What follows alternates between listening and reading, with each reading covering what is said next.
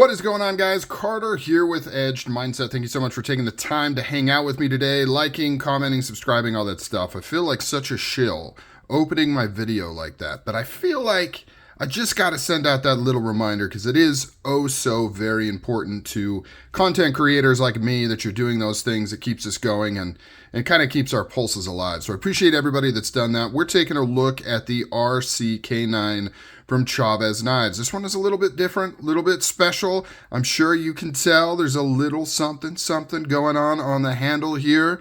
This is one of my favorite Chaves knife designs, mainly because I feel like I can recommend this one to people more often than the other models, right? So Chaves Knives is kind of that overbuilt. They come from that school of big, chunky, thick, overbuilt knives.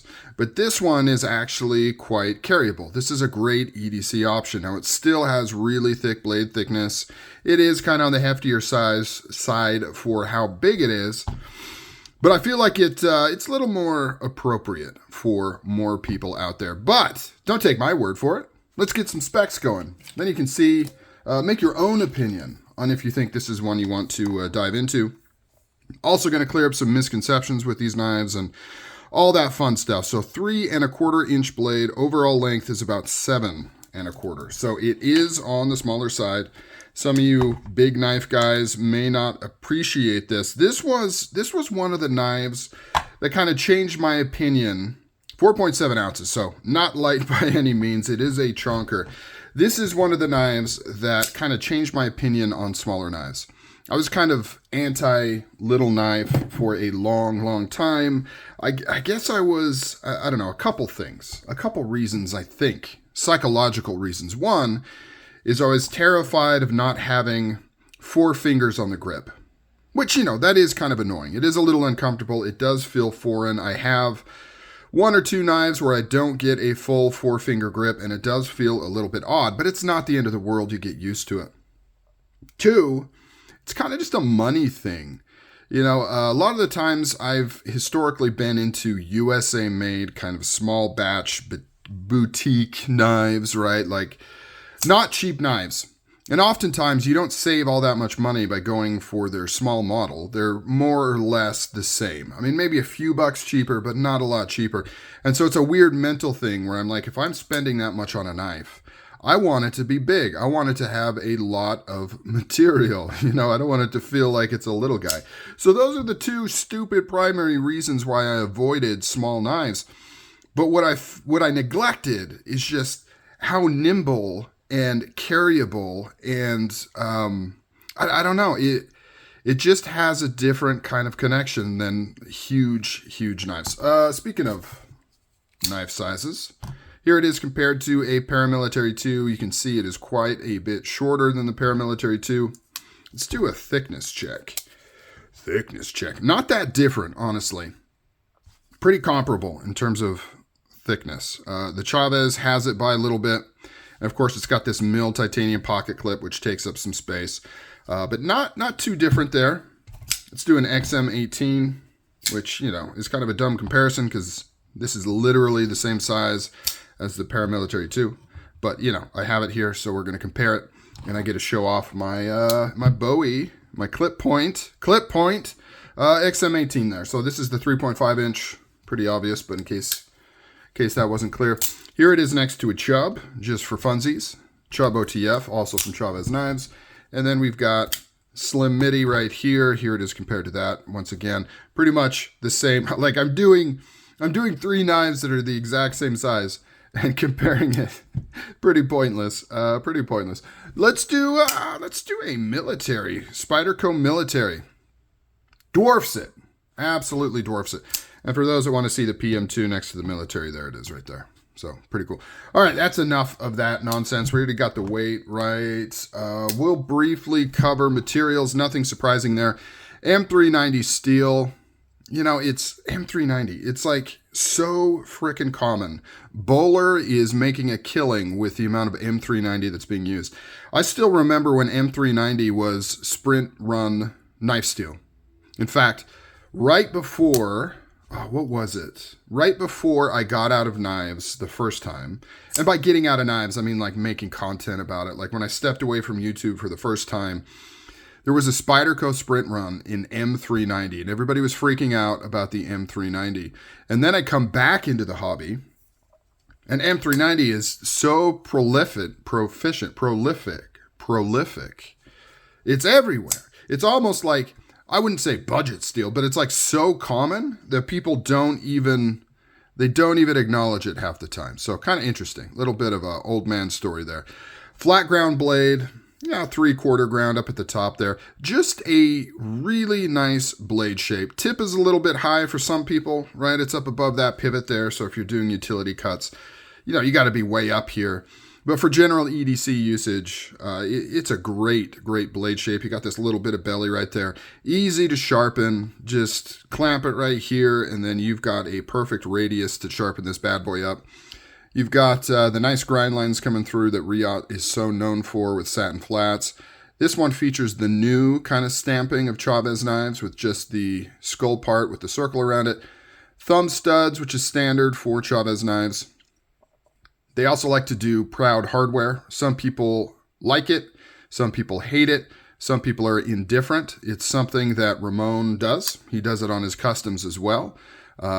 It is what it is. It's a design choice. He likes to do things proud, including inlays. This really rustled some jimmies when this thing came out with this inlay kind of sticking out here. That is not an onlay. It is an inlay. It's just not as inset as some people would like. Titanium milled pocket clip. We got the lock bar insert, so on and so forth. This is a special edition with this rock pattern here, which is just really cool. This was done for, I think, Blade Show Texas. I forget who they had do this work. So this wasn't done, it's kind of interesting. Psychology of knife collecting, right? Like, it is odd. I find it odd. I catch on to these things. So normally Chaves knives come pretty plain, right? Just thick slabs of titanium. They always have, right? They've always kind of been a blank canvas knife. From the very beginning, Chaves knives, even when they're made in the US, both customs and their American-made production knives, they all came with these big, thick titanium slabs that were blank. And so a lot of people would send them to knife modders and knife pimpers to do custom work, different patterns and grindings and contouring and different anodization, right? It was a big thing. And then when Chaves started to do outsourcing to China, same exact thing, right? A lot of modding going on, a lot of companies that really kind of grew and started because of knives like this, because it was so prolific to get these modified. But on the secondary market, they wouldn't really hold a lot of their value because they were, I don't know, it's weird because they were modified by a third party. Then this kind of comes out, and this is an official release from Chaves, right? Like this is how it came from Chaves, ordered from their website. These were only available at the show and then at the same day as the show on their website. So it was kind of like hey, you can't come to the show and get one. We're going to release some on the website. That's where I got mine. I've got a scapegoat with this pattern as well as this one. But because it's like an official release, it's more sought after than if this was done after the fact, right? If I had just bought a blank Chaves and had this rock pattern put on it, it wouldn't be as sought after as the official release. But the funny thing is, Chaves didn't do this. They don't have people on deck to do this kind of work. Chaves just provided the blank things and sent it to a designated entity to get the work done, and then got it back and then sold it. And it's just kind of funny how it's same, right? Like sending this to an independent knife modder is the exact same thing that Chaves did on this, but one is more sought after than the other because of reasons. I don't know, because of crazy knife collecting people. Anyways, back to the review. Let's get out of that tangent right there. Really nice plunge lines right here. You can see no smiles if you care about that. Nice sharpening choil. No big finger choil on this. Some people don't like the big Chaves finger choils. I do. I like a good finger choil. Some people hate it because it reduces the amount of cutting length on the blade while keeping the knife big. This one doesn't do that at all. Like I mentioned, full 4-finger grip. It's just such a simple shape. No jimping on the back. None at all. Completely smooth. So if you want jimping, you're not going to get it here. Not really an issue, but then, you know, you could argue if it's not an issue for this knife, then it really isn't an issue for any knife. So I would kind of like a little bit of jimping on the back here. Chavez typically does kind of that big gear pattern jimping, the really aggressive deep stuff. I don't think that makes sense for this knife, which is why they didn't do it. Chavez doesn't really do kind of the micro jimping. So I guess they decided just to leave it off because it doesn't kind of work with that overall design language. In terms of ergonomics, not bad. You get a little bit of a hot spot right here. Chaves knives are not the best with ergonomics. They're not terrible, but they are kind of bricky. And they do have, you know, this isn't the best example, but they do have a lot of angular designs and hard chamfers, which is kind of part of the design language of these knives. They are a little bit more form over function. In general, Chaves knives, they're very capable, right? Highly well made, great material. You know, Reate makes these. They're very capable, but they are kind of that form over function style of a knife, right? Where you're kind of buying into the vibe and the brand and the look over pure utility, right? If you're going for pure utility, you know, stick to something like that or something else from Spyderco. They're kind of, as far as USA made knives, I think Spyderco is the best utility first production brand out there. That's just my opinion. But if you're wanting something with a little more style, a little more zazz, a little more edge to it, then Chaves knives might be up your alley. Ergonomics aren't bad. Very good grip. This is one of the better ergos on Chavez that I've felt. The rock pattern actually improves that because it does somewhat create a kind of faux radius on the handles. Not super pronounced, but you can see it is a little bit curved there. So it does help with the comfort. But I've owned a regular RCK9 before with flat scales, and it wasn't bad either. By the way, RCK9, I believe, it's one of his earlier designs, and it started off as a small fixed blade. And then he's worked with a couple companies, or at least one company, to do a folding knife version of it. I forget the name of the company. It's kind of a cheaper built knife with a liner lock that's a little bit overpriced. It's like $100. And then, of course, he's produced his full titanium under his own brand, which is what we have here. Now, pocket clip. Point of contention for a lot of people. New Chaves knives come with an alternate blank sterile clip. So if you don't like the skull, it comes with another clip that you can swap out on here so you don't have to deal with the skull. Even though for me, you know, the skull is, I like skulls in general. I think it's done tactfully enough. I don't think it's that cheesy. And I really like the juxtaposition of the skull with the overall simple geometric shapes and clean design of Chavez, right? Chavez doesn't do crusty, dusty, musty knives, right? He doesn't really do the whole acid stonewash, crazy, dark, weird, almost looks like it's rusting type knives. His knives, especially from him that haven't been modded, are very clean. And like I said, hard chamfers, kind of points and, you know, shiny, proud hardware. He does a lot of satin finishes. And so that with the skull, I think creates kind of a unique blend of imagery you don't typically see. Normally, if you got skulls on your knife, you're looking at flames, you're looking, you know, murdered out, it's all blacked out, it's got crazy, wild blade shapes and things like that. But that's not what Chavez does. This is also the latest iteration where he's put the screws back on the inside. Plus of that is you don't have the screws, you know, the little goggles on the skull head.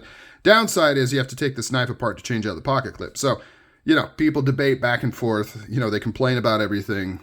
They complain that they don't like the skull clip, so we put in an alternate clip, and then they complained it was too hard to switch out. So we put the screws on the outside, and then they complain that the screws are on the outside, so we put them back on the inside, and next they'll complain it's too hard to switch the clip, and then he'll just keep flip-flopping because people always be complaining. But excellent knife if you're looking to bust into Chaves knives and you are intimidated by kind of the size and the weight of some of them. This might be a model to look at. Oh, by the way, there is no lightning in these scales, which is why it's coming in at that higher weight there. Oh yeah, easy lock bar access. It's done very well. It's done very well, very flickable. It's running on bearings. I think that's, you know, pretty obvious with the action that you're seeing here, as well as being Reate made. I'm not aware of Reate using washers, but I could be wrong. You know, maybe there's some model where they use old school washers, but I don't believe so. All right, Comment down below, what do you think of the RCK9? If you are not a Chavez fan, is this a knife that you would potentially be willing to check out? I want to know. Talk to you guys later.